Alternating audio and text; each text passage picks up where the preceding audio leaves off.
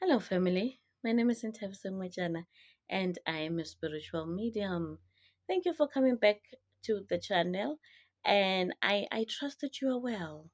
I trust that you are doing good and things are making sense, and you are still going over the videos and practicing what is absolutely necessary for you, what is important for you, and that you are doing a revisitation of some of the things that we have shared, right? So the nice thing about rituals is that they do not have an expiry date. The nice thing about certain practices is that they do not wilt like flowers. So you can go back and revisit some of the things that we have spoken about so that they make a bit of sense and they become part of your own practice, even if it's not your daily practice, but practice within a certain time, within a certain frequency that you can visit and do some of the things that work, right? So today I thought we should talk about pilgrims or pilgrimages. It wasn't exactly my original thought. I had planned something else that we talk about it, but then as I was driving to the office, somebody just came into my ear and just said, "Talk about the importance of pilgrimages." So now, what are pilgrimages? Maybe let's start with the words, with the diction. Let's start with the with us understanding. So there is a pilgrimage and there's a pilgrim. So as a person or as people, we are pilgrims going on to a pilgrimage. A pilgrimage would be a certain spiritual journey or a journey of hope. Then we call it a pilgrimage. And the people who are embarking on this particular journey are called the pilgrims, right? And so your pilgrims would want to be in search of hope, would want to be in search of a better understanding of a particular spiritual phenomenon, right? And so now you would embark on a pilgrimage. For example, visiting Mecca, for example, visiting um, um, Mount Moriah.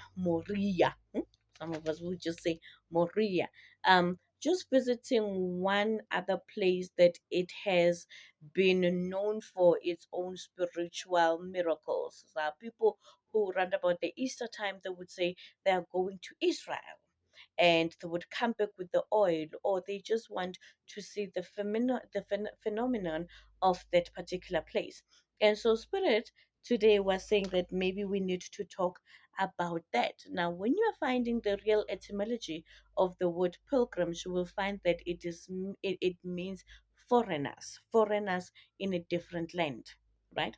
So and as I explained, so I'm going to be doing a referral on a page because I quickly had to write most of the things that were coming into my head, and so because sometimes when spirit is speaking to you, do not particularly have a memory retention.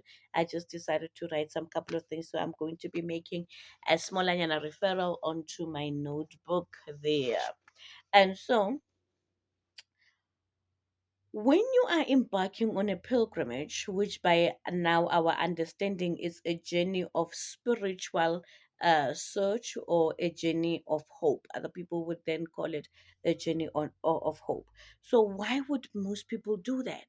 You would do that because you want to connect to the magic. I normally call it the magic of something, the magic of your ancestors, the magic of that place. So, you would want to be connecting to the magic of a particular place that you are going to, and you would want to be connecting to the anointing of that particular place, because according to what you've heard, it would it would sort of separate this place from many other places that you know, right? And sometimes you would go there, in fact most of the time you would go there to go and connect to the god of that place, to your own god in a particular sacred place, so that there is a heightened experience of this particular experience that you are having, a heightened experience on the journey that you are suddenly embarking on, right? And so every holy place has its own story. So you go to these places because there is a magic, because there is a history making phenomenon about this particular place. And so you want to tap into the glory of that particular place, right? And so you also want to have the same experience that the holy men and the holy women who have walked onto that particular place are experiencing, because history is made by people, right? Around the circumstances that they are born or they are existing at the time within. And so when you are going into that particular place, you are connecting to the ancient spirit, the ancestral spirit of those particular places. But you want to be and feel one with the men and women who have walked that particular place and made whatever the holy place to become what it is renowned for, right? So there is an element of connection there. The other reason is that there's curiosity, just sheer curiosity. Some people would go to places not because they're placing any particular belief or any kind of hope, like earlier on I explained it to be a search of a journey of hope. Some people are just curious to say, oh, I just want to see, I heard about it, I heard what Mecca is about. And even though you are of a different belief, but you heard that thousands of people at a particular time of the year, they would go there and do the walk around the wall in Mecca. So, what is it about? So, you would be having some sheer curiosity, isn't it? And so now, I spoke a little bit earlier on about connecting to the ancient spirit that is there. One thing that you must understand is that spirit does not have an expiry date, it does not rot. So when a person has been understood to have died there or to have been birthed, birthed there, so when a person has been renowned for having been birthed there or died there, that is where the tongue twister is. And so you would find that whatever spirit that was governing that action will always be felt, will always be rife, will always be fertile, will always be very thick there. And so when you're coming in to connect to that ancient spirit, you will not have found it rotten or any other how. It will still remain what it had been, right? And you can still do with it, you can still ask, and it will really give back in its own atmosphere, in its own sacredness, in its own authenticity. It will still give you back whatever it is that you are trying to connect there for, right? And so sometimes you would go there for edification of your own spiritual prowess or power or level, right? A friend of mine likes to say the one thing that politicians and healers have in common is their affinity to always have more power and more influence. And so now, how does this one work? You, as a person, you have the guidance of your own ancestors, you have the presence and their aura, and you have their magic, you have the things that they do well, you have their speciality that always goes with you no matter where you are, right? And now when you go into this pilgrimage, you are getting an edification of the ancestors of that place adding on to you. I, as a healer, I would go there because I would be having an invitation. You wake up and something just says to you, there's a huge inclination for you to go and visit a particular place, and you're like, oh, okay, what is it about? And the spirit will say, you will meet me there. And when you go there, you find that one day, obviously, spiritual assignments, you are never void of the spiritual assignment, right? But you find that they are giving you much more. I'm just using power, right? I'm just using power because it's a word that is very easy for you to understand. um the right the right word I would use is elevation, right? They would elevate you to the next step of influence, to the next step of spiritual ability, right? But power is very simple. So now they would be doing an edification of the spiritual power, or the spiritual scope of influence, or the spiritual scope of capability. Because now, as spiritualists, you don't do everything. No matter how many people tell you that they are able to, we don't have general practitioners in spirit. I don't believe that we do. Anybody that says that they have that ability, they're either lying or they're just really ignoring their own limitations. But you would find that visiting certain places would give you a certain understanding into certain situations, and it's sort of like it's a gym. It's a gym that that gives back a certain accomplishment, right? So now let me give an example. If, say, for example, I've been having issues of I do not know how to cure headaches, and the spirit says to me, go to that particular pilgrimage and find out what was being used, or you will get your new acumen, you will get your new powers, you will get your new know-hows when you go there. Then I would then go there and find, when I come back, I would find that I'm able to now do this and that, right? The spiritual edification. Now, if you are not gifted for the purposes of healing, or the purposes of understanding the new scope that the spirit will be bringing in, because it can't teach you something that you are never going to practice and facilitate. So once it has taught you something, you just know that the next season is going to be a season of what you just learned there by the pilgrimage. Sometimes it is about the next point, which is revival of your own spirit. Everything is forever moving in spirit. It's forever rotating. It's forever having a different shape and different form. And that is why people who cannot move with change are always having a difficulty just adapting into this life, because everything is constantly having a new, better, or even, I don't know. But for you to qualify it as good and bad, all depends on your perception. But you are forever having some sort of a movement, some sort of a change movement that is coming into your life. So now, then there is the power to revive your spirit when you go into this particular pilgrimages. It can revive your spirit, because in spirit you cannot be a linear movement forever and ever and ever and ever and ever and ever and ever. You get it? Yes. So now certain things need to move. Certain things need to happen. You also need to improve on your level of faith, on your level of prayer, on your level of libation, on your level of communication with your ancestors, on your level of, right? So these places can bring upon a new revival of spirit. Because sometimes you, in fact, you are like a gemstone, right? You are like a gemstone.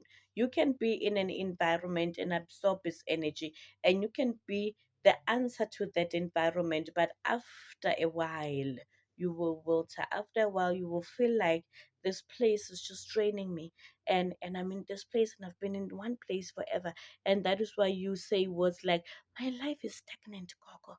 What do you mean? You've been an answer to a problem that is long persisting, using the same strategies over and over again. And by that time, you are now moving at this linear graph, and you need some sort of a revival.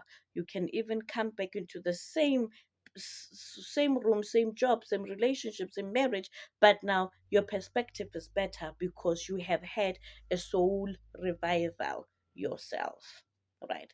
So that's one other reason why you would be going on to a journey for a pilgrimage. And the other reason is for prayer, right? Prayer, benediction, prayer. The prayer that you are having can be your own prayer. I have my own prayer list. These are things that I'm praying for, and I've not been able to find a breakthrough on. And therefore, I am asking that the whatever this place is renowned for, the spiritual thickness, the spiritual ability of this person, can it carry me to getting the answer that I desire? Then you just go there to pray. When I am going to pilgrimages, or when I'm going through a pilgrimage by the correct understanding of the dictionary, um, and I am dealing with cases that I have not been shown the solution to, I just write all of those people's names, that, or the people that I'm currently dealing with, and their cases are, sure, they're just mind baffling and all of these things, and I've been trying to overextend my spirit, but no matter how much I'm praying and doing a veneration on it and sending libations and all of these things, that I'm really coming into spiritual arena to say, please solve this one for me, so that I'm able to become clearer when this client comes back. Um, you find that the answer still does not come. Then I just write everybody's names. I normally have like uh close to my 45 names that would come into mind. Do this issue. If I remember very well what you do, what you're going through, you're trying to have an approval for a house, I would write your name and I would say house, and then I would leave this piece of paper wherever I'm going to be praying, so that the spirit of that place can still keep on interceding for me and finding an answer for that person, even if the answer does not come to me. But then I trust that the flow of energy would move from that particular place, the name, and then change the atmosphere of your life. So normally we would go there to pray for forgiveness, right? To ask for purity. Some things you would do when and you do not have a platform to go and say, I did this thing and I'm sorry. But then when you go to these places to go look for some sort of a retribution, to go look for some sort of forgiveness on your behalf, that's what you will go and do. Ne? And just simply praying for yourself and for other people, and asking for your next step to be clearer. And that is where it then brings me to my next point, which says you would go and pray for luck, protection, and alignment for the next course of your life, right? And one of the other things that I wrote here was clarity of your journey. Clarity of your journey, because sometimes you just get stuck, and when you get stuck, you need something to come in with a bigger momentum, so that you are able to shift from where you are, and you, because you would have prayed for the clarity, then you have a serious and a clearer mandate for the next journey. So that's why you would go to such places. And so I normally, when I assess this, I say this is when your faith meets areas of your life. Your faith meets areas of your life. So if you are going to go there and pray about, for example, I prayed a lot in pilgrimages. When I was really embarking on pilgrimages, was not even for one or twice. It was about the clarity of the gift, but the main thing that I've always wanted was to have a child. So most of you know the story, and so I understood that there's a desire. I understood there's faith, but I had surpassed all kinds of things that are likely to help me just have this particular baby, right? And so I was just riding on my faith and this aspect of my life. And the faith was big. The aspect of my life was really not giving, it was zero. So now, when you go to a pilgrimage and you send your benediction there, you are then saying, this area of my life must exactly mirror, quite to the core, mirror what the level of my faith is. And so, whether this is a house, whether this is your marriage, whether this is the health of your children, whether this is your own health, you have this amount of this is the area of my life, and this is the big faith that I have. And so when I go into these places, I'm going to sort of replicate that my faith be met in equal vibration to this particular area of my life that I'm trying to impact, right? So that's when your faith meets the area of your life. And sometimes you need an anointed person, right? You need an anointed person to go and introduce you to that area. And not everybody is meant for all the places, even though they are made to be heritage sites, they are made to be yeah, whether it's the wonders of the world. Sometimes you need an anointed person to go and introduce you to that ancient spirit of that place. And that's why you would have healers saying, oh, as a group, let's go to this places. Not that you can't go on your own, but sometimes you can still go on your own and it will not have the same impact, it will not have the same effect, because it could just not be for you. But it might be a place that works well with a person who has become a part of the family of that area. Now, when you go to such places, there are certain rituals that you do, right? And when you do these rituals, the atmosphere of that place, whenever you do the good rituals, the atmosphere of that place will then absorb you as one of their own. A case in point, the Njelele mountain range. When you go there, go Bulawayo, um, there is something that you have to buy. You would have to go and buy a black cloth because the mountain is black.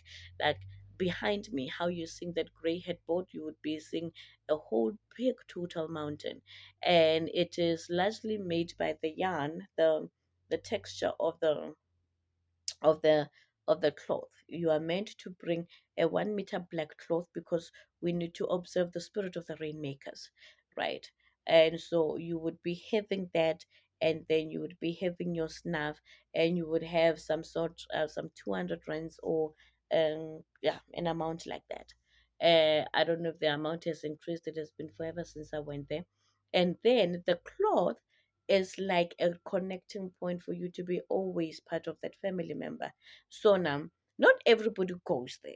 You can go, but you might not always have the benefit of that place. So your spirit always needs to be right. One, I normally go when I'm invited by spirit to certain places.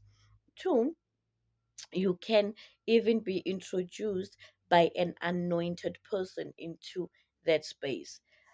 For you to understand this one, let's talk about the river. Somebody can give you a prescription and say, go to the river. And you would find that you are just scared going to this river. Or you need somebody who is very familiar to go into that river.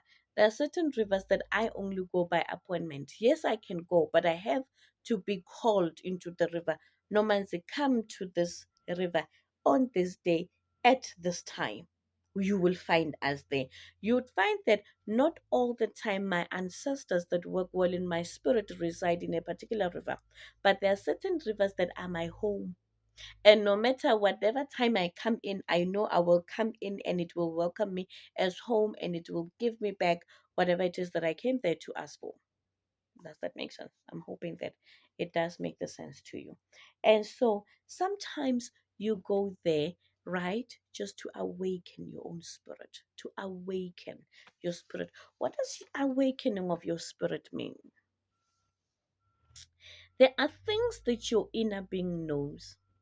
There are places that your inner being has been. There are things that are your soul assignment, and your soul knows that, but your body and mind have not come to that realization. And then you would dream of this place, or there would be something, or the spirit will then orchestrate moments for you to come into this particular place. And when you are there, you have an epiphany. You have a thing that's, I've been here, I've been needing this thing. Oh, I think like that is familiar. So it's an awakening of your spirit. Your spirit has been there, but the reality of your life has come into a point where it's like you are sleeping on yourself, and you go to this place and you realize that sometimes your soul itself had been there prior to your own physical being here in this current life. So Pilgrimages are good things to embark on. They elevate you, they edify you, and they bring in new levels. And obviously, you know what they're saying, new levels bring with new devils. But here, you are then given the ability, you are apt enough, you are equipped to go and fight your new battles and go and acquire your new fresh anointings and for your life to go well. So I hope that you would take the pilgrimages seriously, and you must always remember that there's an etiquette to everything that you do. So always go and ask, what is the etiquette of me being in this particular dwelling? Because not all versions of ourselves are acceptable. So, thank you so much. I hope that this gives you a bit of help in terms of why we need to go and visit these holy places. My name is Ntabiseng, and I do the spirit thing every day as a messenger. Bye bye.